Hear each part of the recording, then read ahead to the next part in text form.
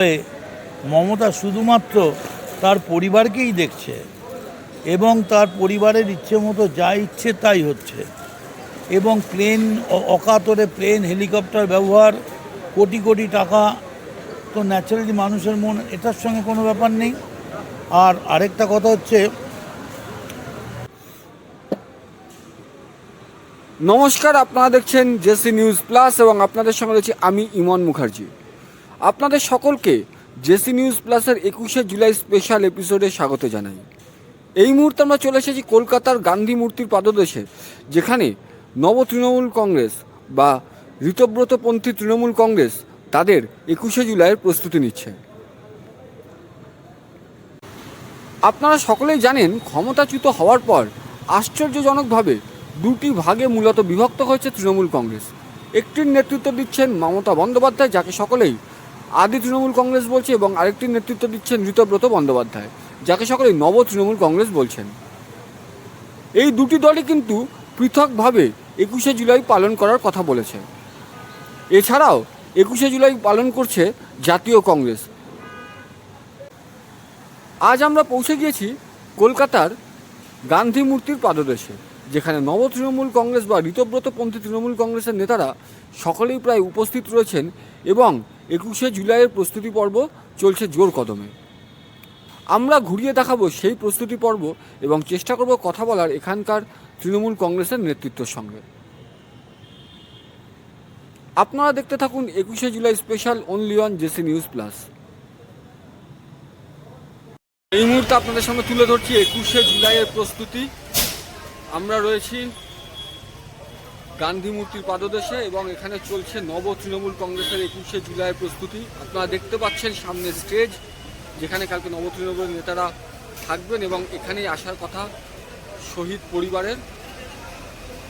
আমরা 21শে July special পর্ব দেখাচ্ছি, আপনারা দেখছেন সেই প্রস্তুতি পর্ব জেসি নিউজ প্লাসের পর্ব।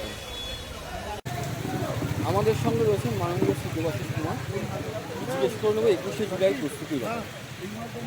দাদা, 21শে জুলাই প্রস্তুতির ব্যাপারে কি বলবেন? এই বৃষ্টি ভেজা বিকেল, কালকে তো বৃষ্টি হওয়ার সম্ভাবনা, কিরকম এক্সপেকটেশন রয়েছে? 21শে জুলাই বৃষ্টি প্রতি বছরই হয়, এবারও পূর্বাভাস আছে বৃষ্টি হবে। আজকেও বৃষ্টি হচ্ছে, কিন্তু আমরা অন্যবারের মতো নয়, এবার আমরা মাথাটা অনেকটা কভার করতে পেরেছি। আরও কভার করতে পারলে ভালো হতো, অনেকটাই করেছি। অ্যাটলিস্ট যারা আসবেন তারা বৃষ্টি হলেও তাদের ভেজার সম্ভাবনাটা কম থাকে। এবং প্রস্তুতিতে দেখতে পাচ্ছি আমরা, মানে আপনাদের এক্সপেকটেশন কেমন? মানুষ দেখুন, আমি আবার বলি, প্রত্যাশা পূরণ হবে কি না এসব কালকে 3টের পর বলা যাবে, এখন কিচ্ছু বলা যাবে না। তবে এটুকুনি আমরা বলতে পারি যে 3টে সমাবেশ আছে, হ্যাঁ, তার সবার থেকে বেশি লোক এখানে থাকবে। সময় দেওয়ার জন্য ধন্যবাদ। এবার 21শে জুলাইটা একটু অন্যরকম, কি মনে হচ্ছে? 21শে জুলাই তার অন্যরকম হয়, এটা আবেগ। যারা তৃণমূল কংগ্রেস করে তারা সবাই স্মৃতির দর্পণ যখনই হয় তখন উপস্থিত হয়। অ্যাকচুয়ালি এবারে আরও বেশি এবার হচ্ছে, যারা যেমনভাবে পাচ্ছে করছে, তাতে অসুবিধে নেই। মূল লক্ষ্য তো একটা 21শে জুলাই, সে যেখানেই গিয়ে করুক, যে মন্দিরে করুক, মূল প্রশ্ন 21শে জুলাই। আমরা আমাদের মতো করে করেছি, আসবে সবাই। সমর্থকেরা জড়ো হয়েছে, এছাড়াও রয়েছে নব তৃণমূলের অর্থাৎ ঋতব্রত তৃণমূলের নেতারা। আপনারা দেখতে পাচ্ছেন সামনের সারিতে বসে রয়েছেন রাজ্যের প্রাক্তন মন্ত্রী চন্দ্রিমা ভট্টাচার্য। সামনের সারিতে বসে রয়েছেন রাজ্যের প্রাক্তন মন্ত্রী চন্দ্রিমা ভট্টাচার্য, অজিত ইসলাম, রাজ্যের প্রাক্তন সরকারের। আপনারা দেখতে পাচ্ছেন সামনে বসে রয়েছেন চন্দ্রিমা ভট্টাচার্য, অজিত ইসলাম, দেবাশিস কুমার, দেবাশিস চক্রবর্তী সহ নব তৃণমূলের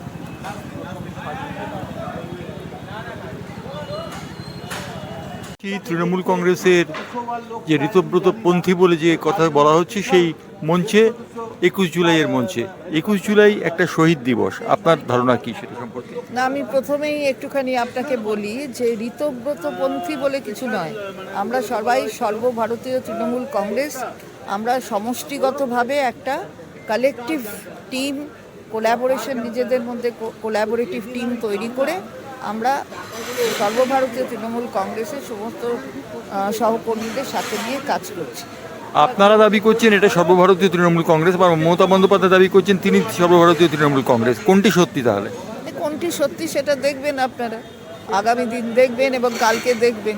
সেটা যে যাকে সত্যি মনে করে সত্যি মনে করবে, এতে কোনো অসুবিধার কারণ নেই। আমরা শ্রদ্ধা জ্ঞাপন করবার অনুষ্ঠান করছি, সেটাই সবচেয়ে বড় কথা। শহীদদের যে শ্রদ্ধা তর্পণ যেটা হচ্ছে কালকে, সেটা সম্পর্কে আপনার বক্তব্য কি? 1993 সালে ঠিক কী হয়েছিল? 1993 সালে যুব কংগ্রেসের ডাকে একটি আন্দোলন কর্মসূচির ডাক দেওয়া হয়েছিল এবং তখন যুব কংগ্রেসের সভানেত্রী মমতা বন্দ্যোপাধ্যায় ছিলেন। কিন্তু মনে রাখতে হবে যে ডাকটা ছিল যুব কংগ্রেসের একটি শাখা সংগঠন, জাতীয় কংগ্রেসের একটি শাখা সংগঠন। এবং সেদিনকে নির্বিচারে গুলি চালায় তৎকালীন বামফ্রন্ট সরকার। কার অঙ্গুলি হেলনে চালায়, কে সেই অর্ডার দেয় কি না, সেগুলোই পরবর্তীতে এখন প্রকাশ পাচ্ছে। আজকেও আমরা শুনেছি যে এই 13 জন যে শহীদ হয়েছিলেন সেদিনকে, তাদের রক্তে মাটি ভিজেছিল। সেটা কি কারণে হয়েছিল না হয়েছিল সেই সম্পর্কিত যে রিপোর্ট কমিশনের, সেটা আজকে মাননীয় মুখ্যমন্ত্রী বিধানসভায় সেটা পেশ করেছেন। সুতরাং আমরা সেটা এখনও সম্পূর্ণভাবে দেখিনি, দেখলে বুঝতে পারবো যে এর মধ্যে কি ছিল, কি আছে, কি নেই। আপনাকে দেখা যেত মমতা বন্দ্যোপাধ্যায়ের ছায়াসঙ্গী হিসেবে, হঠাৎ মমতা বন্দ্যোপাধ্যায় থেকে বিচ্যুত হলেন কেন? ছায়ার কোনো ব্যাপার নেই, আমি তো ছিলাম যতক্ষণ উনি নির্দেশ দিয়েছেন যা করবার। আমি আনুগত্য যখন প্রশ্ন চিহ্নের মধ্যে পড়ে যায়, যখন বিশ্বাসযোগ্যতা প্রশ্ন চিহ্নের মধ্যে পড়ে যায়, তখন সেখানে থাকাটা উচিত বলে মনে হয় না। কারণ আমাকে মনে হয় না।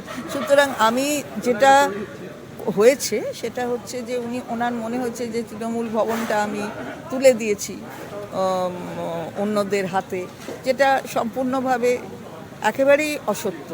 কারণ তাদের সাথে আমার দেখাই হয়নি। আমার যতক্ষণ বসে থাকা তৃণমূল ভবনে ততক্ষণই আমি বসেছিলাম। পরবর্তীতে তিনি আমায় বলেন যে, ফোনে বলেন যে আমি একটা চিঠি যেন দিই, যাতে আমি বলি যে আমার সময়ের অভাব আছে, আমি অন্য কাউকে সভাপতি হিসেবে রাজ্যের নিয়োগ করি, আমি আপনার সঙ্গে রয়েছি। তা আমি মনে করলাম তখন যে এর থেকে বড় তো বিশ্বাসযোগ্যতার অভাব কিছু থাকতে পারে না। সুতরাং আমি এরকম একটা চিঠি দেওয়ার থেকে আসলে ঘুরিয়ে বলছেন যে তুমি ছেড়ে দাও, রিজাইন করো। আমি রিজাইন করেছি সেই কারণে। এবং তিনি প্রথমে যেটা বলেছেন ফোনে যে তুমি ওদের হাতে দিয়ে দিলে, এটা আমার খুব ব্যথা লেগেছিল। কারণ আমি কারুর হাতে দিইনি। 5ই মে থেকে নিয়ে যতদিন আমি ছেড়েছি, 3রা জুন, আমি 3রা জুন বোধহয়, আমি 3রা জুন না 3রা জুলাই আমি ছেড়েছি। এই কদিনে একদিন আমি আমার কর্তব্য থেকে বিরত থাকিনি। তিনি যা যা বলেছেন সেটা করেছি। এবারে বিশ্বাসযোগ্যতার অভাব বুঝিয়ে দিচ্ছে যে আমি কোনো বিশ্বাসের জায়গায় ছিলাম না, সেই কারণেই এই কথাগুলো তিনি বলতে পারলেন আমাকে। এবং বললেন যে, ঘুরিয়ে বললেন ছেড়ে দাও, ছেড়ে দিয়েছি। তারপরেও আবার এত কথা কিসে? অভিষেক বন্দ্যোপাধ্যায় কি একটা বড় ফ্যাক্টর এই ঘটনার জন্য? আপনাদের কি সম্মান দিতেন না তিনি?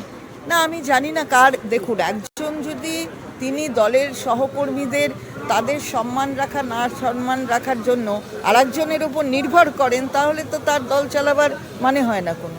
সুতরাং এটা আমার কাছে খুব অপমানকর মনে হয়েছে। আমি তার জন্য ছেড়ে দিয়েছি। আমি তো সবসময় বলেছি, এখনো বলছি।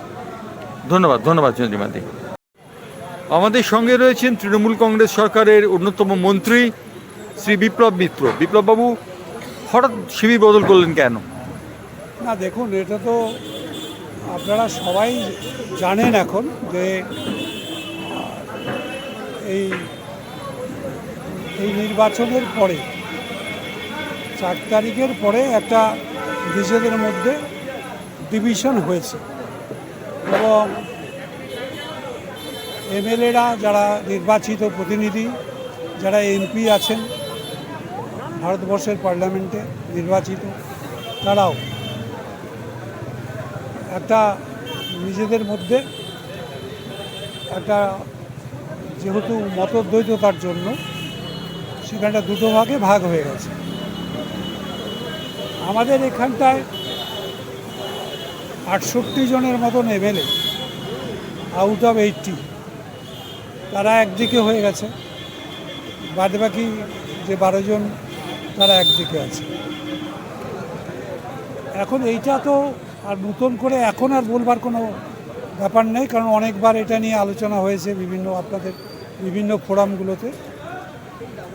এখন এটা হচ্ছে বাস্তব সত্য যে আমরা ডিভাইডেড হয়ে আছি, এবং আমরা এই যে শহীদ তর্পণ আমরা যেটা 21শে জুলাই করে থাকি, সেটাও আমরা পৃথক পৃথকভাবে আমরা করছি। এখন এই বাস্তবতাকে স্বীকার করে নিয়ে বর্তমান পরিস্থিতিতে যা কিছু বলতে হবে আমাদের বলতে হবে।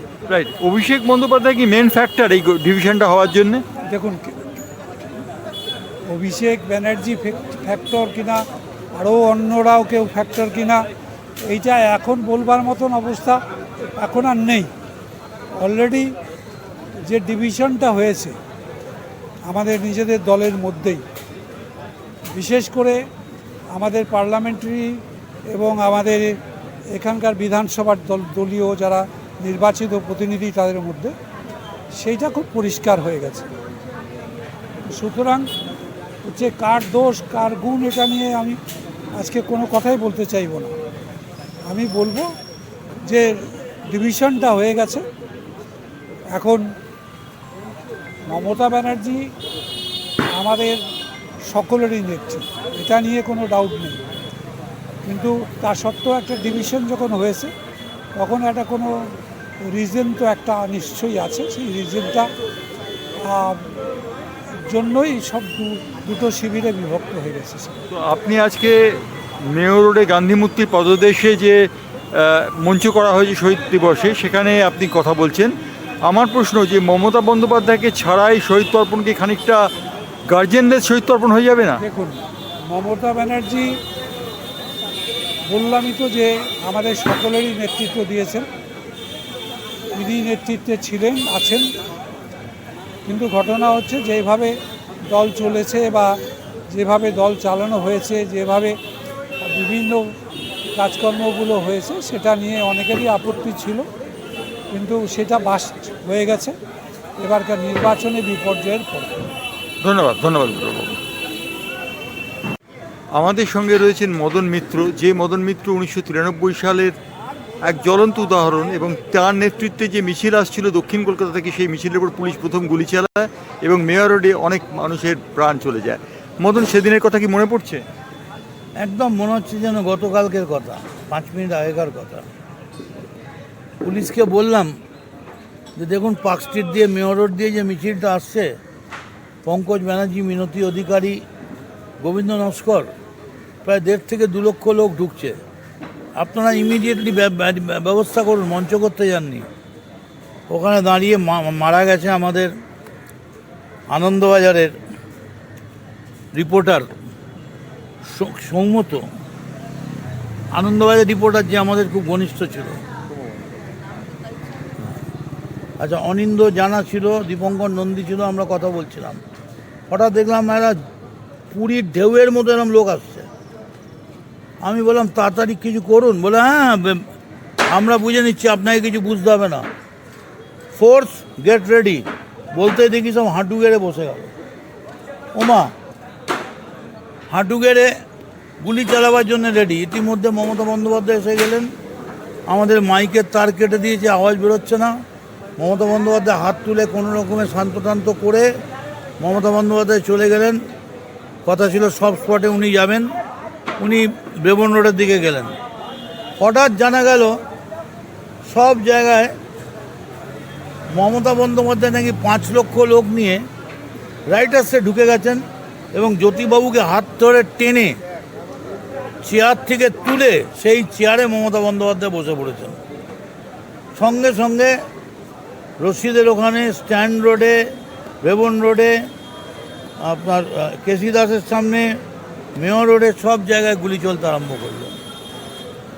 লোকে আমরা জানি বোধ হয় 200-300, 1000-এর বেশি লোক অসুস্থ হয়েছে। বললো প্রায় 100 লোক, 100 পুলিশ গুলি খেয়েছে। সৌগত রায় চ্যালেঞ্জ করেছিলেন অ্যাসেম্বলিতে, একটা পুলিশেরও কোনো ইনজুরি রিপোর্ট হয়নি পুলিশ হাসপাতালে। কেন মনে থাকবো না? তারপর তো আমরা 7 দিন 10 দিন বাড়িই যায়নি, সব তো পিজির বাইরেই আমরা। একদম তাই, এবং সবথেকে বড় কথা, মমতা বন্দ্যোপাধ্যায়ের নেতৃত্বে সেদিন সচিত্র পরিচয়পত্রের দাবিতে রাইটার্স অভিযান হয়েছিল। একটা কথা জিজ্ঞেস করি, মমতা বন্দ্যোপাধ্যায়কে বাদ রেখে এবারে যে শহীদ সমাবেশ, সেটা কি পুরোহিত ছাড়া যোগ্য বলে মনে হচ্ছে? দেখুন, দুটো দুরকম জিনিস, দুরকম জিনিস। এ ব্যাপারে কোনো সন্দেহ নেই। মমতা বন্দ্যোপাধ্যায়ের স্লোগান ছিল নো আইডেন্টিটি নো ভোট, এবং মমতা বন্দ্যোপাধ্যায়ের জন্যেই নরেন্দ্র মোদী থেকে আমরা সবাই আজকে কার্ড পেয়েছি। সেটা একটা অন্য জিনিস। সেটার জন্যে মমতাকে বাংলার মানুষ 3 বারের জন্য মুখ্যমন্ত্রী করেছিল। কিন্তু বাংলার মানুষ যদি দেখে সেই 3 বারের মুখ্যমন্ত্রী হয়ে মমতা শুধুমাত্র তার পরিবারকেই দেখছে এবং তার পরিবারের ইচ্ছে মতো যা ইচ্ছে তাই হচ্ছে, এবং অকাতরে প্লেন হেলিকপ্টার ব্যবহার, কোটি কোটি টাকা, তো ন্যাচারালি মানুষের মন এটার সঙ্গে কোনো ব্যাপার নেই। আর আরেকটা কথা হচ্ছে, no election no identity no vote, তারপর তো আইডেন্টিটি হয়ে গেছে। কিন্তু এটা তো তার সাফল্য কামনা করি। সেই সাফল্য কামনা করাতে আমার এখানে বড় বড় সেলিব্রিটি এসে, সুন্দরী নায়িকারা এসে আমার স্টেজে নাচবে কেন? বরং এখানে তো আমাদের শহীদের গান হবে, এখানে তো শহীদের গান হবে। একটা কথা জিজ্ঞেস করি, পরিবার বলতে মমতা বন্দ্যোপাধ্যায়কে অভিষেক বন্দ্যোপাধ্যায়কে বোঝাচ্ছে? 100%। দুজনেই তো চালাতো, সবাই জানতো। It is a two man's government, Mamata Banerjee আর অভিষেক ব্যানার্জি। যা হয়েছে, মমতা যেদিন ভালো কাজ করেছিলেন সেদিন মমতাকে 4 বারের জন্য মুখ্যমন্ত্রী করেছিল, 3 বারের জন্যে। মমতা যেদিন নিজের পদ থেকে সরে গেছেন, মানুষ বুঝতে পেরেছে। 1993-এর মমতা বন্দ্যোপাধ্যায়ের সঙ্গে আজকের মমতা বন্দ্যোপাধ্যায়ের তফাৎ কোথায়? এক তো বয়স বেড়েছে, অনেকটাই বয়স বেড়েছে। আর 2 হচ্ছে,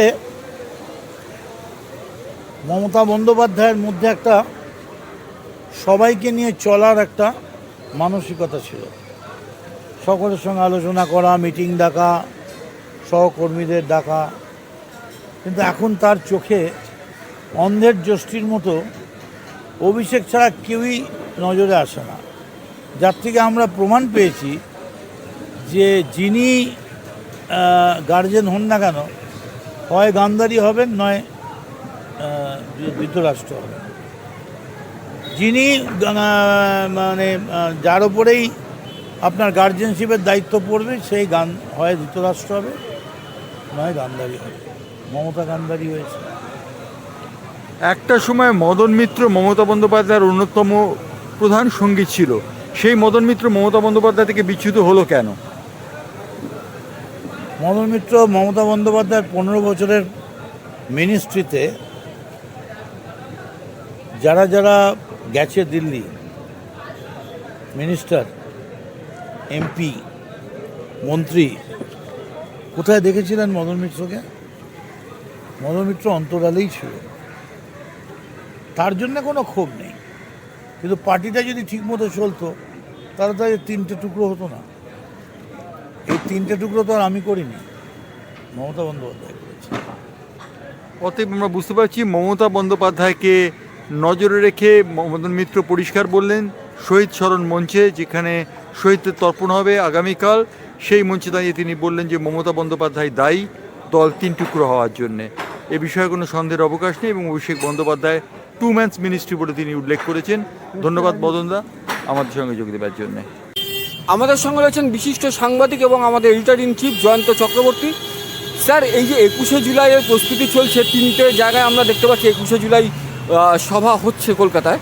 এই 21শে জুলাই অ্যাকচুয়ালি কি, মানে এই যে শহীদ দিবসটা কি, মানে মানুষকে যদি একটু বুঝিয়ে বলেন, কেন মানুষের কাছে কিন্তু কনফিউশন রয়েছে। 1993 সালের 21শে জুলাই মমতা বন্দ্যোপাধ্যায় সেই সময় যুব কংগ্রেসের সভানেত্রী ছিলেন, তিনি ছিলেন কেন্দ্রীয় মন্ত্রী। সেই সময় একটি মিছিল তিনি সংগঠন করেন, সেই মিছিলটি সংগঠিত হয়েছিল সচিত্র পরিচয়পত্রের দাবিতে। সেই ঘটনাকে কেন্দ্র করে রীতিমতো উৎসাহ উদ্দীপনা জোয়ার বয়ে গিয়েছিল এবং এই মেয়র রোড যেখানে আমরা দেখছি, মেয়র রোডের পাশেই নব্য তৃণমূলপন্থীদের দেবব্রত বন্দ্যোপাধ্যায়ের নেতৃত্বে সমাবেশ হচ্ছে। এই মেয়র রোডে পুলিশ গুলি চালিয়েছিল 3 জায়গায়, ম্যাডোরিনা স্কোয়ারে, এবং ম্যাডোরিনা স্কোয়ার আমরা জানি ধর্মতলা চত্বরে, এবং আরেকটি গুলি ছিল বেবনরোড অঞ্চলে। এই গুলি চালানোর ফলে 13 জন তৃণমূল কংগ্রেস কর্মী নিহত হয়েছিলেন। সেই সময় তৃণমূল কংগ্রেস ছিল না, সেই সময় যুব তৃণমূল কংগ্রেস ছিল, এবং কংগ্রেস দাবি করে যে তাদের নেতৃত্বেই এই সংগঠন হয়েছিল তদানীন্তন সচিত্র পরিচয়পত্রের দাবিতে। কিন্তু তৃণমূল কংগ্রেস তারপর মমতা বন্দ্যোপাধ্যায় গঠন করেন 1998 সালে, এবং তিনি এই 13 জন শহীদের মৃত্যুর উপলক্ষে এই দিনটিকে শহীদ দিবস হিসেবে পালন করেন। মমতা বন্দ্যোপাধ্যায় এবারে শহীদ দিবস পালন করছেন একাডেমি চত্বরে। এর আগে শহীদ দিবস পালিত হতো ময়দানে ভিক্টোরিয়া হাউসের পাশে, এবং ধর্মতলায় সেই শহীদ দিবসকে কেন্দ্র করে উৎসাহ উদ্দীপনার জোয়ার বয়ে যেত। আমরা দেখেছি মমতাপন্থী মানুষ দীর্ঘ জায়গা থেকে আসতেন, জেলা থেকে আসতেন, এবং তারা শহীদ দিবসে অংশগ্রহণ করতেন। এবার মমতা বন্দ্যোপাধ্যায় পালাবদলের পর রাজ্যে বিদীর্ণ হয়ে গেছেন, তৃণমূল কংগ্রেস বিদীর্ণ হয়ে গেছে। তৃণমূল কংগ্রেসের 3টি শাখা সংগঠন কাজ করছে। এই যে মেয়র রোডে আমরা দাঁড়িয়ে রয়েছি, যেখান থেকে আমরা নব্য তৃণমূলপন্থীদের সভা, সেখানেই পুলিশ গুলি চালিয়েছিল। মদন মিত্রের নেতৃত্বে একটি মিছিল যাচ্ছিল, সেই মদন মিত্র এসেছেন। এই মুহূর্তে আমরা দেখতে পাচ্ছি নব্য তৃণমূল কংগ্রেস পন্থীদের দলে, এবং সেই মদন মিত্রের নেতৃত্বে যে মিছিলটি যাচ্ছিল, সেই মিছিলের প্রথম গুলি চলে, এবং সেই গুলি চলার পর মমতা বন্দ্যোপাধ্যায় রক্তাক্ত হন ব্রেবন রোডের সামনে। সেই রক্তাক্ত ঘটনার সাক্ষী ছিলাম আমরা অর্থাৎ সাংবাদিকরা। মমতা বন্দ্যোপাধ্যায়কে একটি গাড়িতে করে তুলে এসএসকে হাসপাতালে নিয়ে যাওয়া হয়।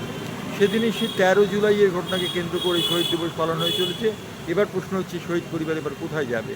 নব্য তৃণমূলে যাবে, নাকি তারা কংগ্রেসের মঞ্চকে বেছে নেবে, নাকি আদি তৃণমূল কংগ্রেস যদি মমতা বন্দ্যোপাধ্যায়ের নেতৃত্বে একাডেমি অফ ফাইন আর্টসের সামনে শহীদ দিবস পালন করছে সেখানে যাবে? উল্লেখযোগ্য যে পুলিশ এবারে ধর্মতলা চত্বরে 21শে জুলাই পালনে কোনো অনুমতি দেয়নি।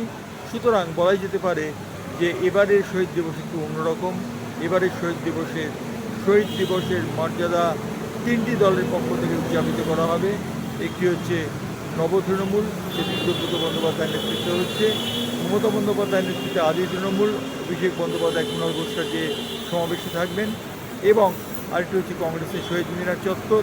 এছাড়া রয়েছে এনসিপিআইয়ের যারা দিল্লির সাংসদ, তাদের দিয়ে একটি নবগঠিত হয়েছে এনসিপিআই, সেখানেও শহীদ দিবস পালিত হবে। সব কিছু মিলে শহীদ দিবসের তাৎপর্য খানিকটা ক্ষুণ্ণ হলেও শহীদ দিবসই। 21শে জুলাই আগে আমরা দেখি জনস্রোত নামতো ধর্মতলা চত্বরে, সেই জনস্রোত এবার দেখা যাবে না। এরপর আমরা যাব এখান থেকে সরাসরি মমতা বন্দ্যোপাধ্যায়ের তৃণমূল কংগ্রেসের মঞ্চ। এরপরে আমাদের গন্তব্য একাডেমি অফ ফাইন আর্টস, যেখানে আদি তৃণমূলের নেতৃত্বে পালিত হবে 21শে জুলাই শহীদ দিবস। প্রশ্ন হচ্ছে যে শহীদ পরিবার কোথায় যাবে, এটি সব থেকে বড় প্রশ্ন। কারণ শহীদ পরিবার খানিকটা বিভ্রান্ত। তারা তৃণমূল কংগ্রেসের আদি এবং নবর যে দ্বন্দ্ব, সেই দ্বন্দ্বের মধ্যে পড়ে তারা পাক খাবে, নাকি তারা কংগ্রেসের মঞ্চে যাবে, সেটি জানা যাবে। অপেক্ষা করতে হবে আমাদের 24 ঘন্টা পরে, অর্থাৎ 21 জুলাইয়ের পরে সেই তথ্য সম্পূর্ণ সামনে আসবে।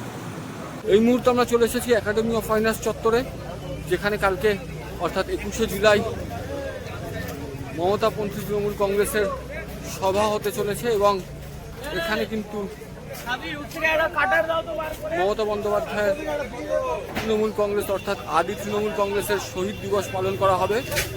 এবছর কিন্তু ভিক্টোরিয়া হাউসের সামনে তৃণমূল কংগ্রেসের সভার অনুমতি দেওয়া হয়নি। এই মুহূর্তে আমরা চলে এসেছি মমতা বন্দ্যোপাধ্যায় পন্থী তৃণমূল কংগ্রেসের সভাস্থলে, যেখানে কালকে বক্তব্য রাখবেন আদি তৃণমূল কংগ্রেসের নেতৃত্ব। মূলত এই স্টেজেই কিন্তু কালকে 21শে জুলাই পালন করা হবে।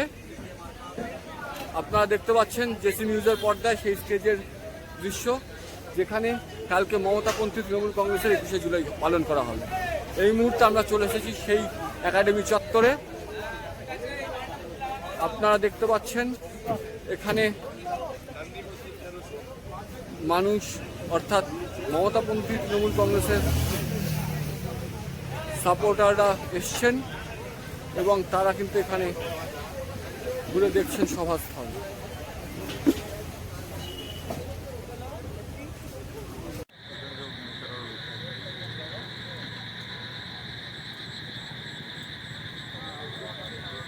এই মুহূর্তে আপনারা দেখছেন শহীদ মিনার চত্বরে কংগ্রেসের 21শে জুলাইয়ের প্রস্তুতি।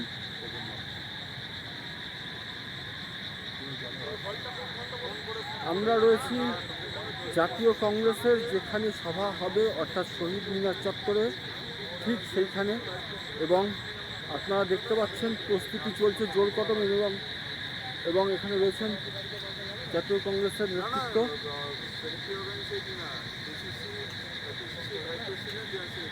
তারা কিন্তু সকলেই আলোচনায় ব্যস্ত। কালকের শহীদ দিবসের অনুষ্ঠান সম্পর্কে চলছে আলোচনা এবং মিটিং। আমরা রয়েছি শহীদ মিনারে, যেখানে আপনারা দেখতে পাচ্ছেন জাতীয় কংগ্রেসের প্রস্তুতি চলছে জোর কদমে।